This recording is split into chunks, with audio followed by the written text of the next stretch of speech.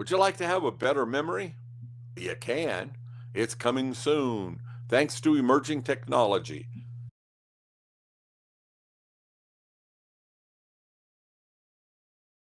This is Warren Whitlock with Emerging Technologies with Warren. Today's topic is going to be the fascinating topic of enhancing your brain. But there's a lot of things you can do. You can be taking better care of your brain, better nutrition, certain supplements you can take that'll help, all sorts of things like that. Exercise is good for your brain. Drinking enough water is good for your brain, et cetera, et cetera. In fact, we just did it. Our last episode was on some of the things that can be done with disease. Today, I'd like to talk about where you can take your normal, healthy self and do better. And do you want to? Let's start off with the basics. We know that people are working on neural connections and being able to connect the brain to the rest of the world. My brain is going all the time. It seems to be missing things once in a while, like trying to come up with the right word when I'm recording a podcast and the word just fails me. That we're busy doing other things with the brain. That's sort of memory and memory loss. That might be Alzheimer's or something, degeneration. That's not what we're talking about now. What we're talking about is being able to take a healthy brain and then be able to communicate with the world to get what you need. I found recently using a chat AI open almost all the time will help me get everything done faster, better, smarter. To look up something, I type it into Perplexity. It tells me about places on the web talking about it, news, things like that. When I really want to do a deep dive, I'll use something like Claude and start talking about a topic. And it's like I have a PhD friend on whatever topic that I'd like to learn about, and state what I think is going on in the world. Really helps with current events, because most people, if you talk to them about what's going on in the government or whatever like that, or celebrity news or any topic you start talking about, that person has a whole lot of baggage. If I've grown up as a liberal and you're a conservative, and we start talking about things, we're going to just see them in different ways. I encourage that conversation. It's the only way to keep from having the two sides fight with each other, is to get together and find out that we mostly agree. But still, there's times when I want to explore a topic and learn more about, foreign war, or why certain things are done in a certain way in finance. I've had all those kind of discussions with my therapist. Claude, it's my favorite. And I can feed it a lot of information that I have, and it'll come back and say, okay, here's what's wrong with some of your thinking. Here's what's right with some of your thinking. And then definitely it has a bias towards the information it was trained on, which is everything but fed to it by people who might be living in the left side of California, and they think differently. Going to a different one doesn't really get that bias away. It just makes it a little bit different, and you never really know what it is. But I know how to take care of that problem. When you think that something is not getting all the right information, you give your conversation partner a piece of information. In the case of an AI, it's able to take it without any of the flare-ups or being offended that you told them they were wrong, and go out, look it up, verify the information for you, help you come up with some more sources of who else is saying this, and then you can ask, who is saying this is wrong? And they'll give you that opinion. Usually I don't bother with the who as much as the what, and try to get that done. Now, when I get in a conversation of somebody who may not think like me, I'm pretty much centrist in my thinking, and because I do try to get along with everybody. So no matter what you tell me, I'm going to try to see your side of it. There's always two sides to every argument. And it's good to not have to take a side and just be able to talk to somebody who just goes ahead and tells you what the facts are. Then when you're talking to people, you can emulate and do the same thing. I think it's going to make me a better communicator over time. Still not going to talk to you about politics unless you're a real close friend. And I know that we're not going to break up over it, but I avoid certain topics, but I don't know, maybe not in the future. But back to this neural connection. I'm sure you've seen the pictures where they cut away a little scalp, drill a hole, stick something in there. It's got now numbering in thousands of electrodes that go into the brain and find things. And we know that the brain will learn to work with it. It's just the way brains work. They take new information, the cells in your brain take new information and store it in memory, and it's there.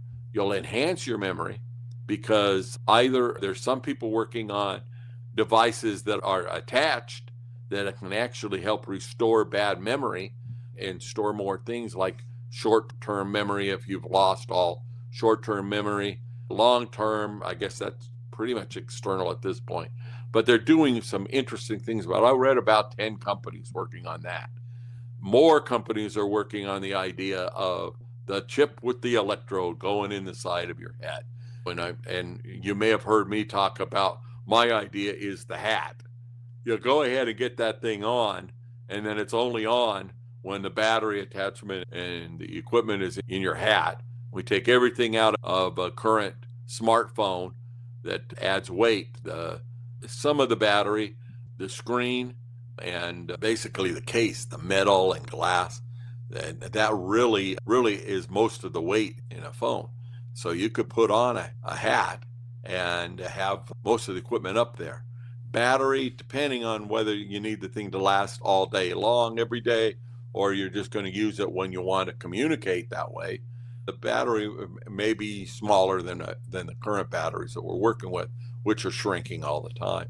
In my hat, I would have some cameras to get input and some microphones, maybe some sort of a projector so you could hold your hand up and see the results, or it may tie into glasses and something else that is being developed. But in the future, far out, I see us being able to do that. And maybe we don't even need the hat, but the hat is a good way for me to think about what's coming. And when you have the hat on, you're connected. When you don't, you're not connected. I like that idea. I don't know that I want to have the internet and all of humanity's computing power, all the AIs that are smarter than us all, connected all of the time. I can't see I'm a positive person on this. I'm positive for the future. I think I'd want it on most of the time, but I can't think of particular times. Maybe sleeping is it when I don't want to have the thing, relaxing in other ways. But I like the ability to be able to put it on and take it off. And maybe that's one way we'll go. If you're interested in the hat idea, contact me. Let's talk. Let's get one built.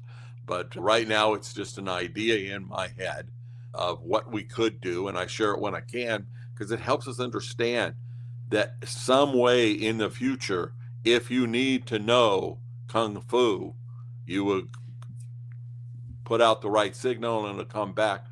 I know Kung Fu. That is coming. That really will work. It will not teach you to be an expert at Kung Fu because some of that has to do with conditioning muscles and having that kind of a memory. But it will give you a head start on anything. Language translation. You will be able to go anywhere, talk to anybody, and a universal language translation. And we're talking about devices that are on your person or in your mind communicating. So think about how much better it is to have your smartphone with you. And the reason why we joke about people or complain about people using their phone too much is that the phone is in the hand. And so that connection between and hand is the last mile of hooking us up. If we're able to think about what was that person's name and it comes back with an answer and knows you and knows what you're talking about, what you're thinking about, great. All of that information will be stored on your device, on your person, not shared with the world. I hate to know I'd hate to think that everybody's going to know what I think about when I'm getting dressed in the morning. What do I think about? Some of it's rather stupid things. Other stuff I don't feel comfortable about sharing. But I'd like to be able to turn it off and turn it on that way. But I think most of what's coming is I now run AIs, multiple AIs inside my phone that can answer questions. And most of the time I work with them hooked up to the internet because I want to get current information from the internet, but I don't have to. There's a lot of information it can answer without going out and looking for that, especially if I'm working on something in a therapy or learning situation. It doesn't need to be shared with everybody. Can be, and in many cases, there's some good things that can happen there. But the main thing is we're going to have a choice. What about you? If you had the choice, would you enhance your brain in this way with a neural implant? These are happening today. They're happening with people that are completely disabled from moving around or speaking, and they're giving them back some means of communication, helping them control robotic arms, that sort of thing. It's going to come to be available to the rest of us. It won't just be the guy with a mobile phone installed in his car. When I was a kid, a phone in the car. Are you kidding me? How would you run the wire? And to where, hey, I think I want one of these things, to then the point that we all have them. And I think that's the way it's going with AI, supercomputing, all of these type of things, robotics. We're all going to get used to them. What about it? Why shouldn't we? Leave me a comment. Let me know. Let's discuss this further. Wherever you are listening or viewing this is a place to comment. Please go leave me a comment. That's why I do this. I want to have that interaction and be able to talk about something, except for that you want me to click on a link and steal all my information. As long as it's not that, I'm up for the conversation. I'm on Twitter at Warren Whitlock, and that's x.com to some people. I still call it Twitter. And you can find me in LinkedIn and the other places like that. But the best place to have a conversation, just go ahead, hit comment, and let's start talking.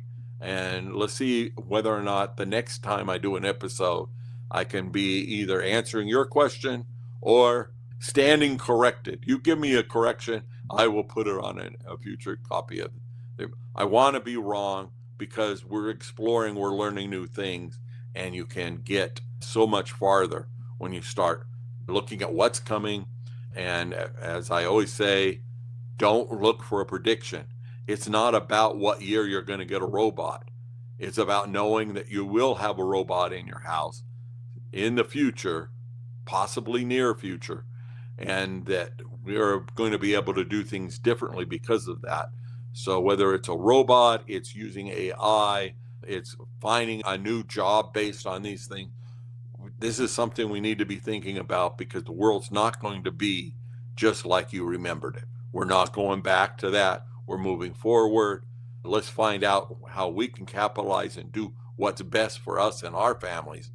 And that's what I'm here for. So do give me a comment and subscribe, because that makes the AI running the distribution work better. It helps me work better, and then builds the group as we explore new topics in emerging technology.